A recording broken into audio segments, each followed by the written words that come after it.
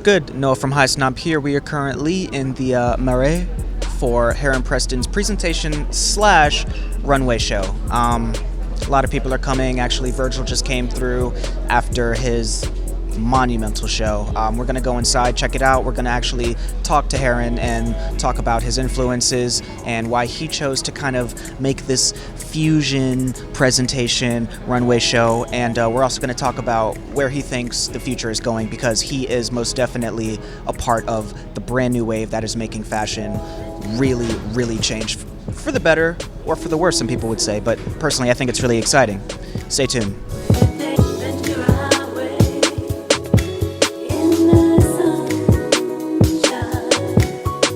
All right, man. Noah from Highsnob here with the man right now. Heron Preston, what's going on? What's good? What's good? How are you? So where are we right now? We're in the middle of Paris in the Marais, in a metal factory. And so that's why where I wanted to have my show, to kind of take on a live reenactment of one of Diego Rivera's frescoes that's in Detroit, of an assembly line scene in a Ford factory of all these guys making an engine. So I wanted to kind of bring that fresco to life and do a kind of a live action of that. So that's kind of where we're at right now. Is that factory setting. And with the clothes, what story are you trying to tell? I mean, obviously, you said it's very factory based, a lot of workwear. I see that you did the collab with Nike. Yeah, I did the collab with Nike. I wanted to kind of introduce to the world more than just footwear for the brand, because they're kind of only known for their sneakers, but they're bigger than just sneakers. They're not just a sneaker company. I look at Nike as like an innovation company, and so I fell in love with their tailwind glasses many years ago, and I was just wearing them as like a personal pair. So when it kind of came, the moment arise to do a collab, I was like, I want to do these glasses. I want to just kind of shake things up and introduce just a new kind of story to Nike that kids don't really know. So they don't really know that they make cool glasses, and so I decided to do these tailwinds, two different frames, one that's black and then one that's clear, see-through, with interchangeable lenses. And there's a whole kind of lifestyle story around that with timing printed on the lenses. So there's like a 2 p.m. which is like orange, and then there's like a 5 a.m. which is like reflective mirror when you leave the club. So I was just kind of playing with just like this lifestyle that we're living.